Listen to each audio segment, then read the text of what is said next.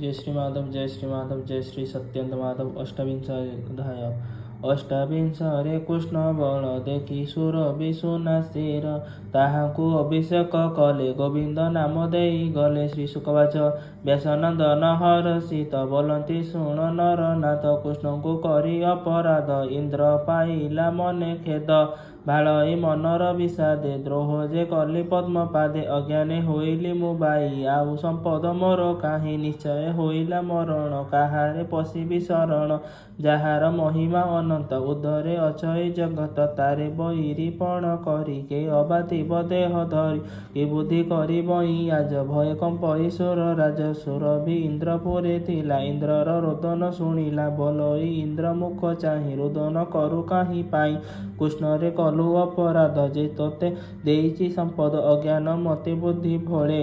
ଦ୍ରୋହ ଯେ କଲୁ ପାଦ ତଳେ ମହିମା ନ ଜାଣୁ ତାହାର ଅଶେଷ ବ୍ରହ୍ମାଣ୍ଡ ଠାକୁର ଦାସ ବତ୍ସଳ ପାଦ ଯୁଗେ ଶରଣ ପଶ ଯାଇ ବେଗେ ତୋର ରକ୍ଷକ କେହି ନାହିଁ ବିଶ୍ୱ ସଂସାରେ ଦେହ ବହି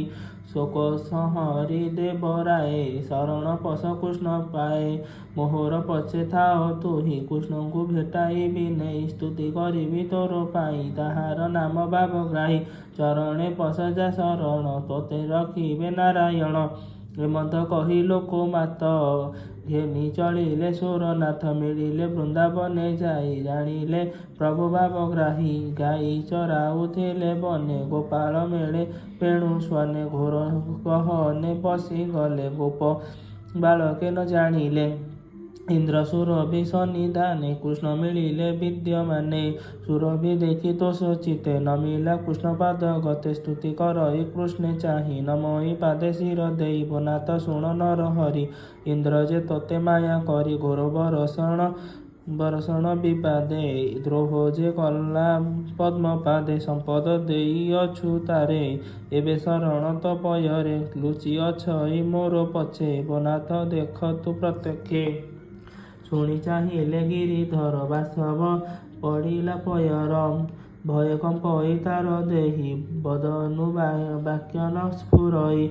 ପୁଣି ଉଠିଲା ଭୟ ଚିତେ କର ଅଞ୍ଜଳି ଦେଇ ମାଥେ ଶିର ନିବେଶି ପଦ୍ମ ପାଦେ ବଲଇ ଶୋକ ଗଦ ଗଦେ ଇନ୍ଦ୍ରବାଚ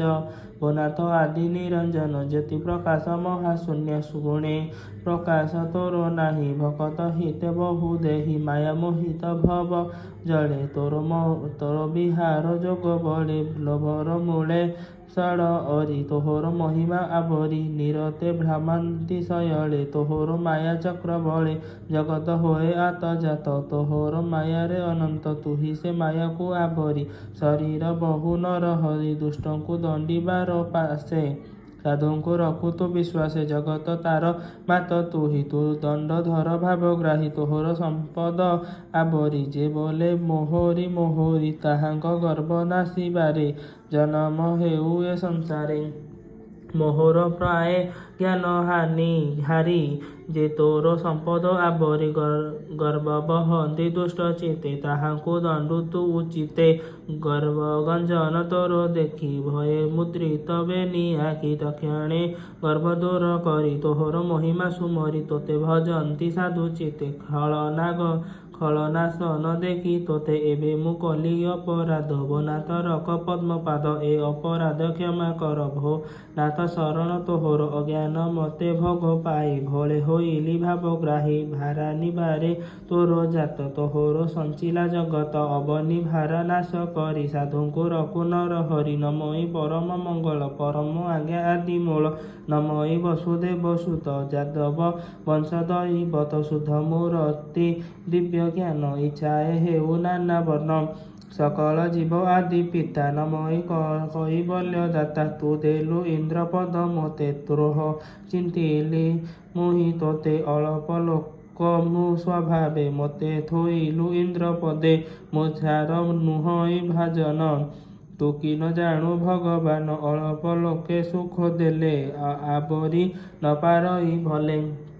ଏଣୁ ହୋଇଲି ଅପରାଧୀ ତୁ ନାଥ କରୁଣା ବାରିଧି ତୋର ଚରଣୁ ନାହିଁ ଆନ ଶରଣ ରଖ ଭଗବାନ। ଶ୍ରୀ ଶୁକବାଚ ଶୁକ ବୋଲନ୍ତି ଶୁଣ ରାଏ କମ୍ପଇ ବାସବର କାଏ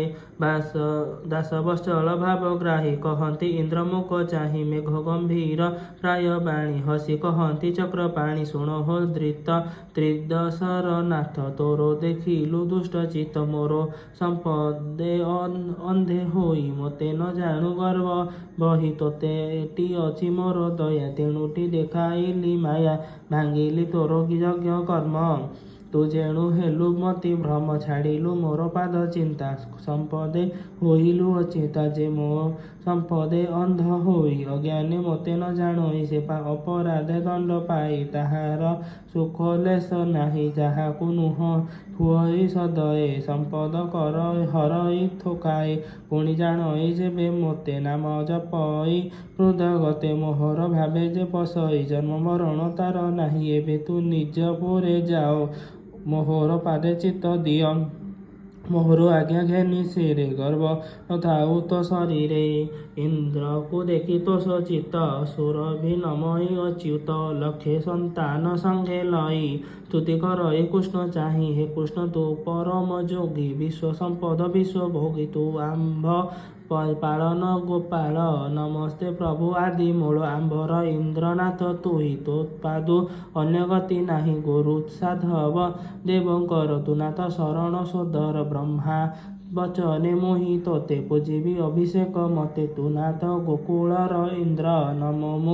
ନାମ ମୁଁ ଦେଇ ଦେବଇ ଗୋବିନ୍ଦ ତକ୍ଷଣେ ଇନ୍ଦ୍ର ଚଳିଗଲା ମେଘମାନଙ୍କୁ ଆଜ୍ଞା ଦେଲା ଐରାବତ ଦିଗ ପାଳେ ପାରିଜାତକ ଗଙ୍ଗା ଜଳେ ବ୍ରାହ୍ମଣେ ମିଳି ଦେବ ନାଦେ କୃଷ୍ଣେ ସଞ୍ଚିଲେ ଇନ୍ଦ୍ର ପଦେ ସୁରଭି କ୍ଷୀର ବରସିଲା ଗୋବିନ୍ଦ ବୋଲି ନାମ ଦେଲା ନାରଦ ଋଷି ବିଦ୍ୟାଧରେ ତୁମ୍ବୁରୁ ଚାରଣ କିନ୍ନରେ ଗୀତ ବିନୋଦୀ ନୃତ୍ୟ ରଙ୍ଗେ ସୁସ୍ୱରେ ବାଦ୍ୟନାଦ ସଙ୍ଗେ ପୁଷ୍ପ ବରଷି ସ୍ତୁତି ଭଣୀ ସୁନ୍ଦର ଦିଶଇ ଧରଣୀ ସୁରଭି ପଏ ଇନ୍ଦ୍ର ଜାଳେ ଆନନ୍ଦ ହୋଇଲେ ସକଳେ ମେଦିନୀ କ୍ଷୀର ନୀର ପାଇ ବରଷା କାଳ ପ୍ରାୟ ହୋଇ ସରସ ହୋଇ ମୋହି ରୁହେ ମଧୁ ବରସିଲେ ଥୋକାଏ ଶସ୍ୟ ହୋଇଲେ ଅକର୍ଷଣେ ମଣିଏ ଉପଜିଲେ ବଣେ ଗୋବିନ୍ଦ ନାମ ଶୁଣି କନେ ହିଂସା ଛାଡ଼ିଲେ ପଶୁ ଗଣେ ଗୋବିନ୍ଦ ଆଜ୍ଞା ଘେନି ଶିରେ ବେଗେ ମିଳିଲେ ନିଜ ପୁରେ ସୁରଭି ଗଲା ତୋଷ ହୋଇ ହୃଦେ ଗୋବିନ୍ଦ ପାଦ ଧ୍ୟାଇ ସୁଜନେ ଗୋବିନ୍ଦର ପାଦେ ଚିତ୍ତକୁ ମଜାଅ ଆନନ୍ଦେ